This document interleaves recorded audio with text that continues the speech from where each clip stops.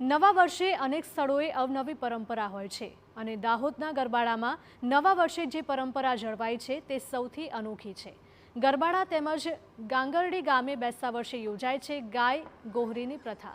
વર્ષોથી ચાલતી આવતી આ પ્રથા પાછળ અનેક પ્રકારની માન્યતાઓ છે।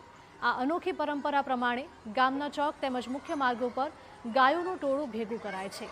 આ ગાયોને પણ અનોખી ભાતો રંગોથી શણગારવામાં આવે છે। ગાયો એક થાય પછી યુવકો માર્ગો પર ગાયોના ટોળાને લઈને દોટ લગાવે છે। ગાયોના ટોળાની નીચે ગામના પુરુષો સૂઈ જાય છે અને ગાયોનું ઝુંડ તેમના ઉપરથી દોડીને પસાર થાય છે। હા, પહેલી નજરે લાગે કે આમાં તો ઈજા થાય, પરંતુ હજુ સુધી આ પરંપરામાં કોઈને ઈજાઓ નથી પહોંચી।